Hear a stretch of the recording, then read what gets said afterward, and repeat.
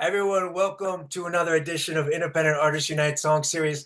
Tonight, we're going to hear the special story about the latest album from The Weeknd, Fixers.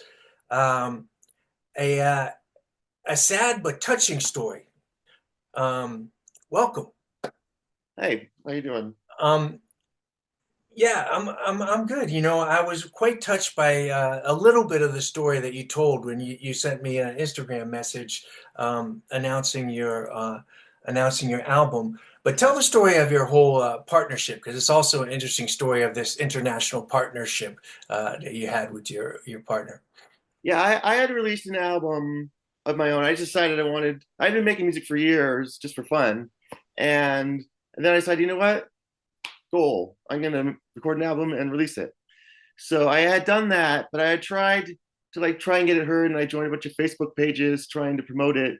Mm. And all I seemed to get was people trying to have you pay money to do fake streams or whatever they do. Right. Yeah. And so I decided to make my own page called Let's Be Heard.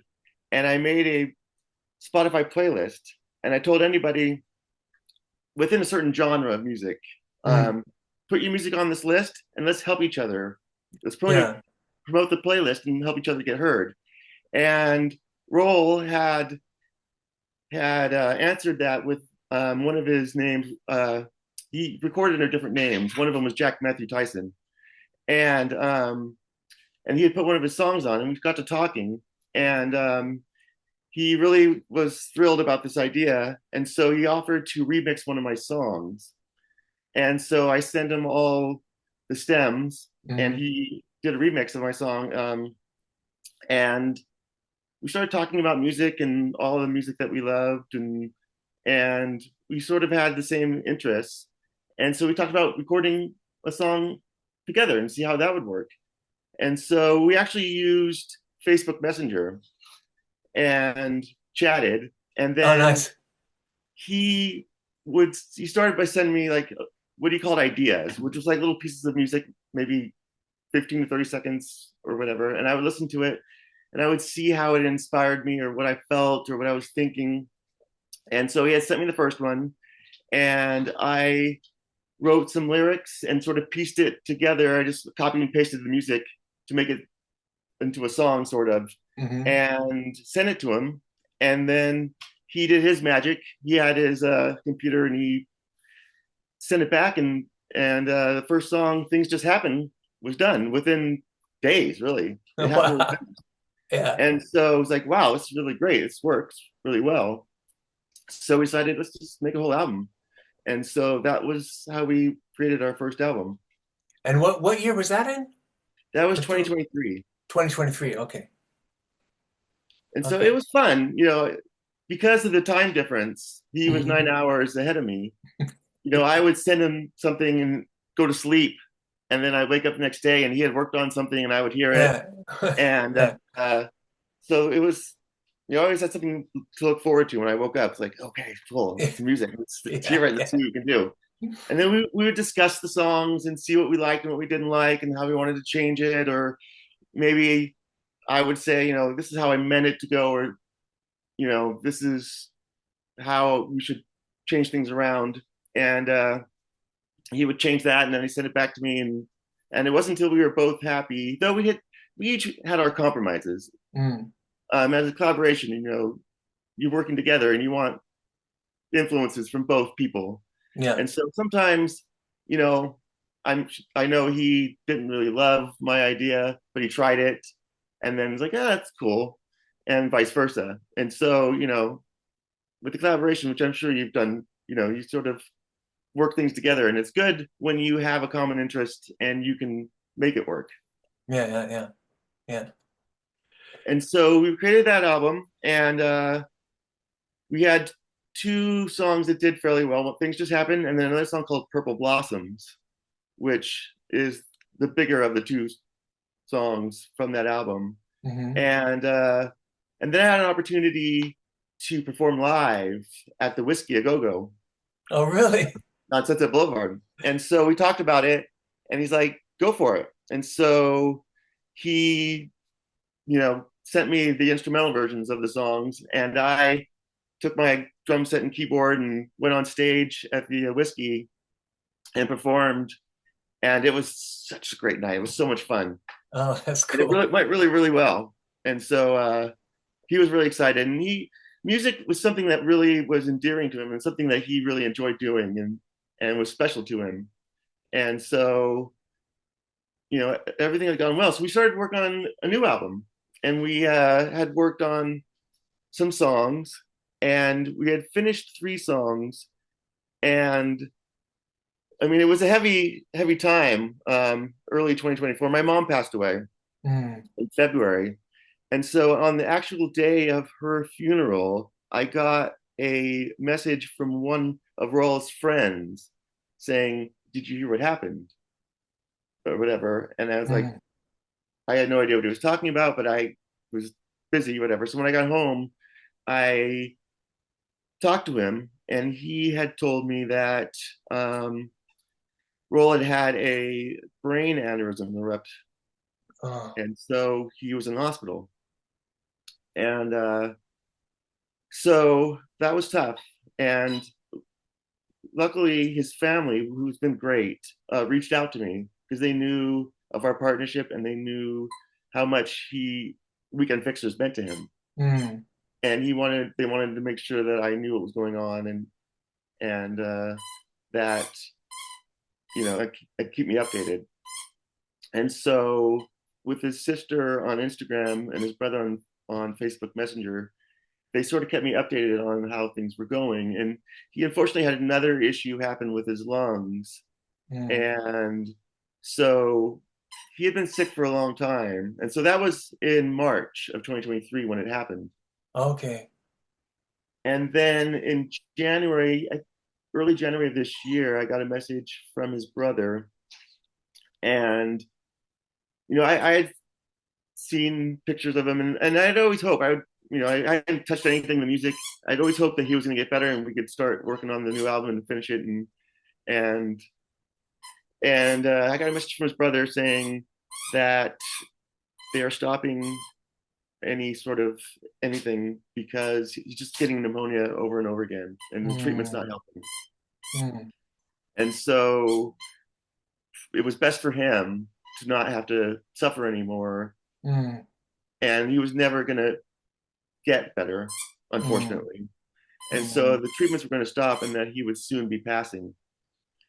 Mm. And so, that kind of stuff hits really hard. And you think about everything and though we never actually met in person, we had a good friendship and bond over Oh that yeah. Yeah. time that we knew. Yeah. And it wasn't only music we talked about. We talked about life, we talked about his work and Hmm. things that were happening at his work and troubles he was having at work or whatever. It was a real friendship. It wasn't just a music thing. Yeah. Yeah. Um, and so I got to thinking, and I thought, well, I do have all this stuff that he had sent me music wise, Hmm. and I had sent demos back to him of a couple things and whatnot, and nothing had happened to him. And then he had gotten sick, and so I hadn't touched anything or even looked or listened to him or did anything. And so I went back and listened to him, and I thought to myself that, you know, he would want the album to be completed. He Mm. would want as much music as he could have out there that he had made. And Mm. so I talked to his brother and I said, I'm thinking of taking the music that I have and sounds or whatever I can find and trying to finish these songs and get them done so I can release an album. And they were very excited about the idea. They really Mm. liked the idea. And so I knew that he would soon be passing, but they had said a few weeks, so I thought I had a little bit of time. And so I got to work um, listening to the things, and a couple of them, like I said, I had already made demos, sort of, which I Hmm. don't know if he liked because he never said anything about Yeah. them or like he had time to work on these, Hmm. but we had worked on other songs instead. So I was like, Mm. I don't know if he really loved these demos, but it's what I've got. And so I went through, but the problem was I just had these recordings he had sent. I didn't have any separation of the music. Mm. So I had to find a program or something that would make stems out of them so that I could actually use create songs Oh, because it's hard wow. Interesting. Yeah. because nothing was finished. It was just 30 seconds of Yeah. music or maybe 2 minutes of music or whatever. Mm, It wasn't set in any way. yeah. So I needed to figure out a way to do it. So I use this program to break some stems out so that I can manipulate things Wow. and started working on these songs. And then as I finished them, I would send them to his brother and say, here's this song, and he was happy with the music and how it was going. And so then, And did he unfortunately, play him for his brother, or had he he already did. I think passed? he did play for his brother, but at Okay. that point, he was saying like, I don't know what goes in or what he thinks Okay. or Yeah, yeah. what It was hard. Okay. talk. They had done a trichology and Trick. kind of, Yeah. and so Tracheotomy. he couldn't talk, Okay. and so they Oh, really didn't know what man. he was thinking or what he couldn't communicate really to them. He could show emotion, sort of. I think Mm, they could see, he can hear them, mm. but as far as what he was thinking or whatever, they didn't know for sure. But I think they did get to play a couple of the songs of the first couple that I had done. Um, and then unfortunately he passed away on February 1st. Mm. And I had just sent a song to his brother called Winter Romance. That's my favorite, by the way. Thank you. And and so that song especially touched him because of the lyrics at the end where he says, "All that you left me was the sound of your songs." Yeah. Oh, can you read And the lyrics to it, actually? yeah, I have it on my phone.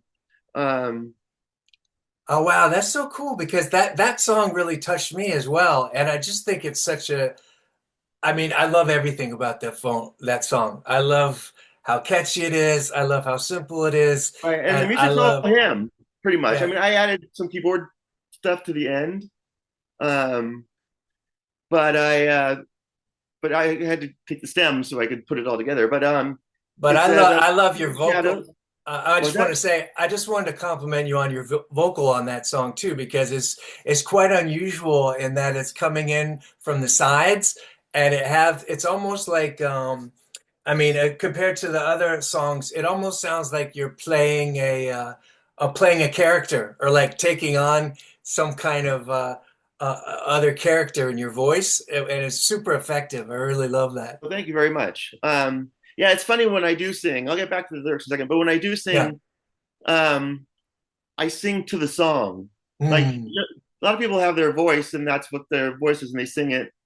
But for me, the tone and the vocals of my voice change for every song. I'm not Interesting. really a great Yeah. singer.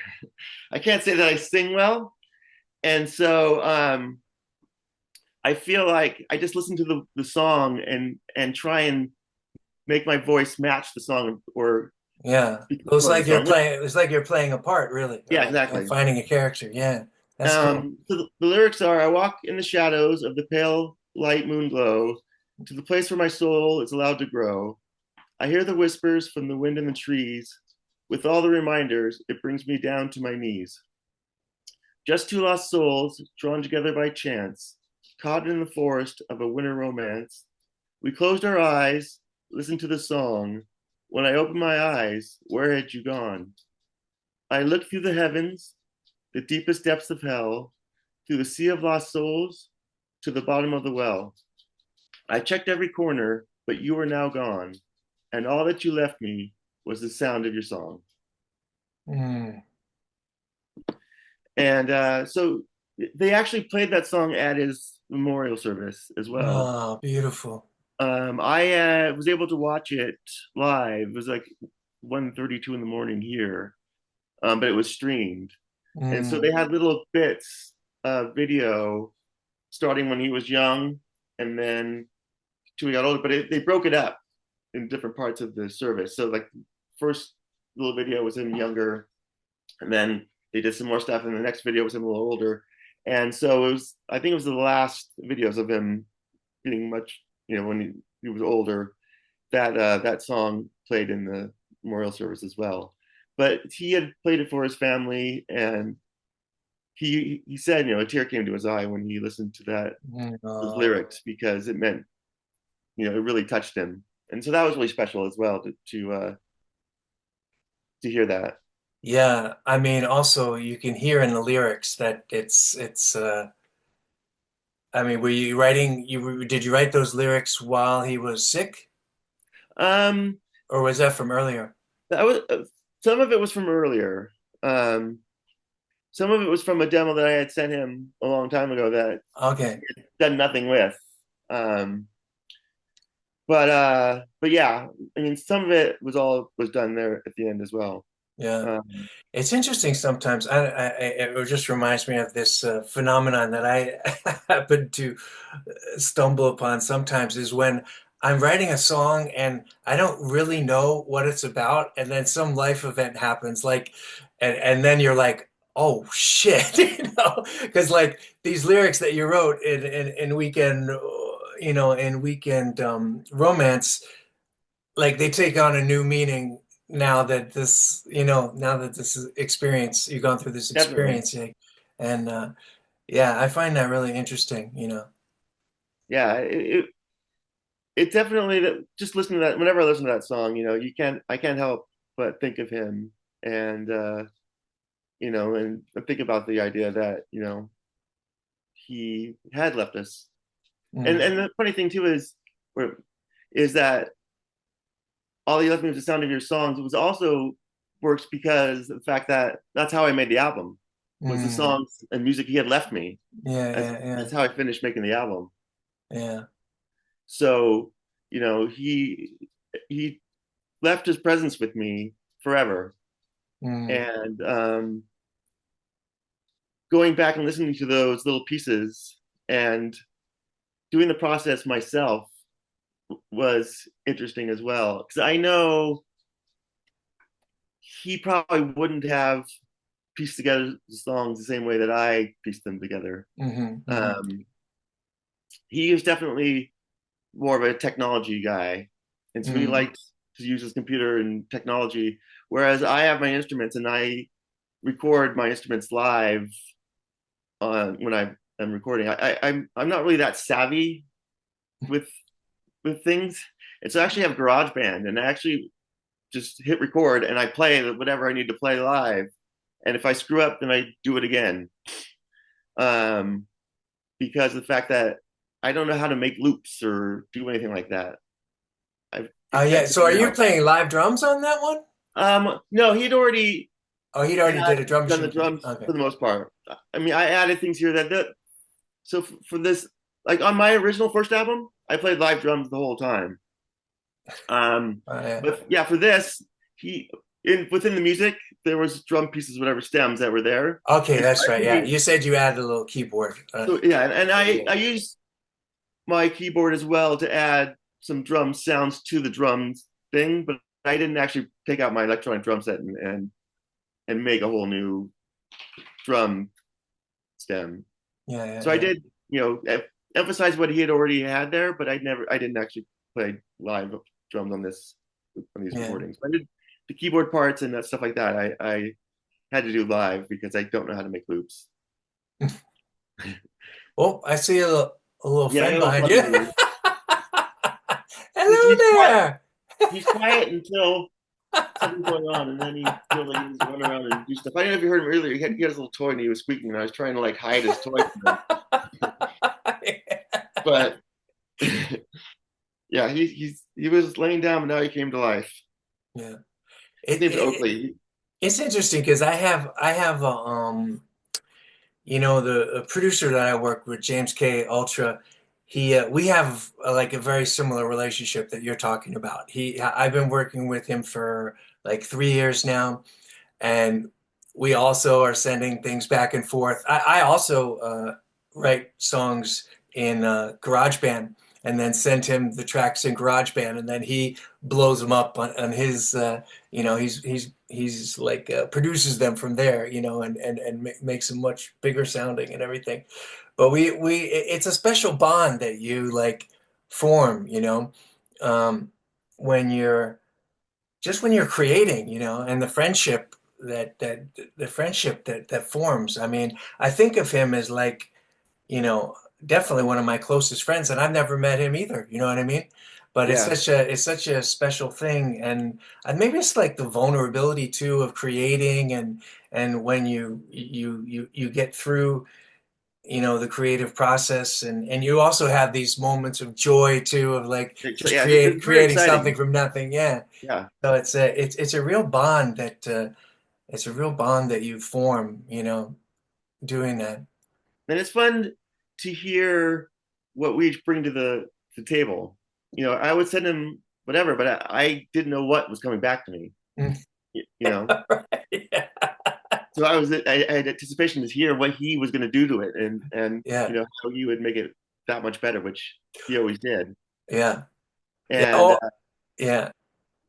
I was so gonna I say, mean, I also identified what you said about the time difference because I'm 6 hours different from James. So a lot of times I send him stuff and go to sleep, like you said, and yeah, you wake up, it's like Christmas morning, exactly. Oh, I got a, I got a Yeah, that's wave the first file thing in I Google. did. Yeah.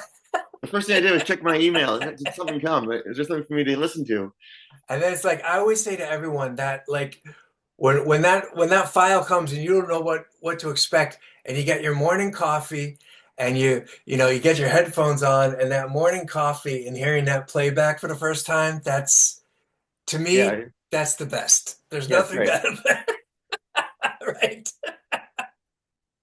And so yeah, it was a lot of fun, and it was very special, and it was something that I never done before because I had just released that one album that I had made on my own, Mm, and so being part of a band and being part of a group process and all that stuff, it was new to me, mm, and it was so much fun, and it was so great to not only make the music but to gain a friend, mm, and it was it's the kind of thing, when you lose somebody when they're young, it's always harder to take in, mm. to realize that they're gone. Yeah, yeah, You keep wondering if they're gonna send you a message still or whatever, yeah. and I still have all our Facebook correspondence on my in my Facebook Messenger, which I actually have to go through sometimes to find stuff. We'd actually recorded another song that's completely different style of music that I still have to release. Okay. All right. Um, So there's but still there there will be more weekend fixers still. there'll be more weekend fixers, and actually, I talked to his brother about continuing the name, Mm, and the family was okay with the idea of me recording future music on my own mm, under the name Weekend Fixers. And for me, um, I thought about the idea that even though whatever new music that would come would be made by me, people could still go back and hear the other music we made together, and maybe bring new people that hadn't heard, mm, the other stuff, hear the other stuff that he created as well, and keep bringing new audience to his music. mm. Yeah. So that's sort of Yeah, man. Well, I hope you keep creating things because I really like this combination. I really love that combination of the really simple, really catchy stuff. And I mean, to me, that the like the formula is that winter romance. I'm yeah. so in love with that song. It's so good, man. Oh, great, thank you. Yeah, yeah, yeah. But what was I gonna say? Oh yeah, about the name. I also love the name Weekend Fixers. Is there a story behind that? He actually came up with the name. He had done that remix for me for It's Not Mm, the Same as It Was, my song, and so I asked him what he wanted me to call the mix, and he had decided to call it the Weekend Fixers mix, in the idea that we had the time, it was the weekend was when we had our time to get stuff done, or fix things. Yeah, yeah, yeah. Um, but also my take on it too is you know, during the week I have so much going on, but on the Mm, weekend where I can get my fix. yeah. Yeah. I was wondering if there was a drug connotation because I'm an ex heroin addict myself, and that's how heroin started for me. It was a weekend fix, Yeah. which of course turns then it bleeds into Monday and then Tuesday, and then you wake up and go, "Oh, I'm addicted to heroin." Yeah. Yeah, it's a But tough. Yeah, Whew. I lost a friend like a couple years ago from addiction, and Yeah, it's it's something that's really tough to he was hoping to get himself clean and whatever, and he just yeah, didn't make it, and yeah, and another friend that I lost really young, you don't, it's hard to believe that they're gone. yeah, yeah, yeah. you know My ex-wife died. We were like junkies together, and she didn't make it through that. And I think she was just 36 years old or something like that, or 30, maybe 33 even. But I mean, just way too young, yeah, just crazy. Yeah, but back to the music. yeah. um so hopefully, yeah, I actually have, because of the STEM process that I was able to do, I decided, you know what, I'm going to go back and de-stem some from stuff from the first album and see what Mm, I can do. And so I ended up April 4th, I think is the release date will be. I'm releasing two albums or like EPs of mm. remixes, Oh, one from nice. the first album and one from the second album. Oh, cool. So I was able to go through, and that, since I had these stems, like, you know what? Let me see what I can do to remix the songs. And so I have 6 songs from the first album and 6 songs from the second album remixed. And so I actually just got the approval that they're ready to be released.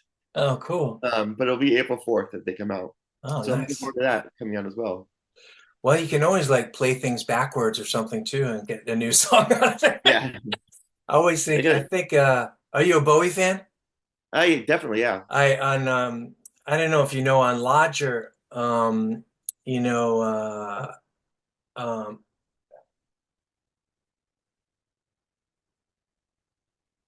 oh shit, what's the name of that song? Oh, Look Back in Anger. Oh, yeah. The song Look Back in Anger. And then Backwards is the song they made Look Back in Anger backwards, and it's the song Move on Oh, Lodger. wow. Yeah. That's, I didn't know that. I'll have to Yeah. look, listen to it and Yeah. see what it. So there's Because when always you play things backwards, you have that weird sound. So I have to check it out. Yeah, David Lynch yeah. was always good with the backward music, the talking thing. Yeah. You go into the lodge room or whatever, and they would have that weird talking, and it was like Yeah. Exactly. went Yeah. backwards and Yeah. forward again or something Oh, crazy. that was a huge loss as well. Oof. Yeah, But how did you seem like you've survived the fires okay. You weren't yeah.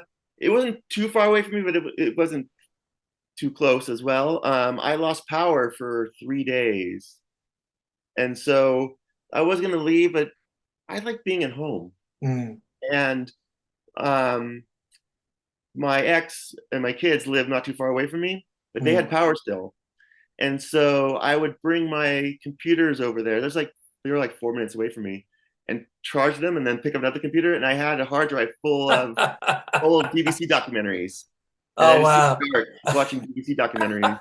And then that computer would die. I go charge it and come back. And so it actually was a weird experience because it was so quiet and so dark Mm, outside, and mm. it was actually nice. It was Yeah. peaceful. Yeah. Yeah.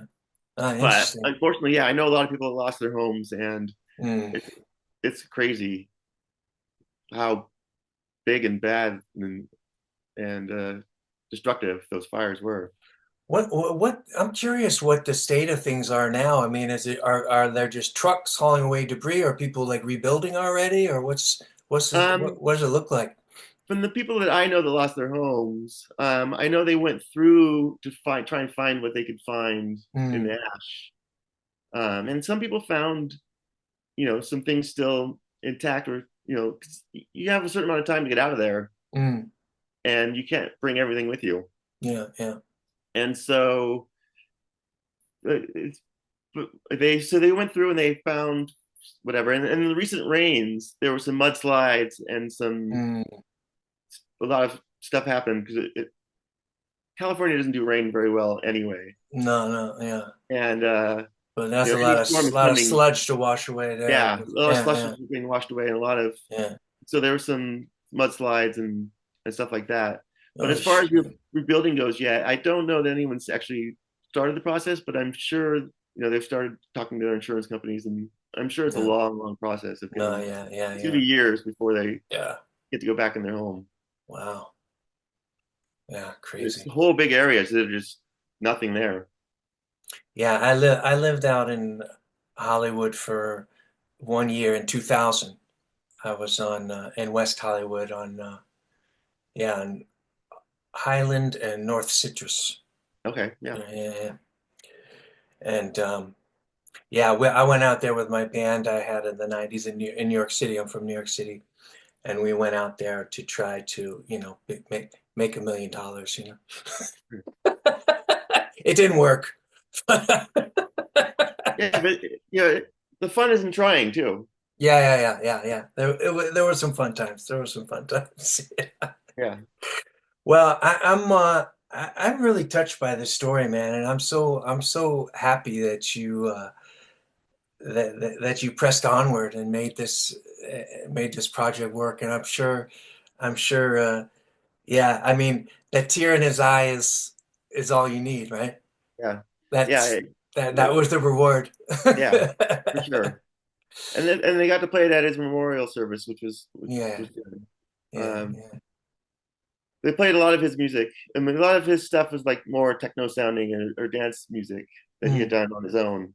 yeah, Um, and he had several different names that he had used, but Jack Matthew Tyson was one of his main ones, and that's what he wanted to use with Weekend Fixers as well. yeah, yeah, Um, but yeah, I mean, it's all still there to listen to, and it's great to be able to go back and just and give it a yeah, listen to and think of him yeah, and all the stuff that we did together. yeah, yeah. Well, I look forward to whatever you're doing next, and I'm enjoying this album, and yeah, long may Weekend Fixtures go. Thank you very much. And come back again when you have the remixes and stuff, Okay, yeah, it'd be great April to 4th come is on the when show those come again. out. Yeah. I'm looking forward to it, and I'm hoping to be able to play live again soon. It's funny because I had never done anything played live before in my life. So the first time I went on stage was at the Whiskey. I had Yeah. never been on stage before, but it went really well. And I realized, as nervous as I was, there's so much to think about when I'm Mm. performing that there's no time to be nervous. So my Exactly. biggest fear is I'm going to forget a lyric. That's what one thing Yeah. that. Yeah. Yeah. But there's no real time to sit there and think about what's going on. You just got to do it. Yeah. Yeah. And so I'm looking forward to hopefully getting a chance to play some of these songs live. I was hoping to go to be able to perform there, you Mm. know, with him at some point. But before, and even when he was sick, I was hoping to be able to go to Belgium and Mm. maybe get a chance for him to get to see me perform the songs live. But it never got to work out, unfortunately. Yeah. Um, but yeah, hopefully I get to play some of these songs live too, and keep his memory going. Yeah. Thank you for having me. Yeah, man. Thank you, and thank you for sharing that story. It's beautiful, and yeah, we'll keep in touch and talk again. We will. All right. Thank you so much. See ya. All right.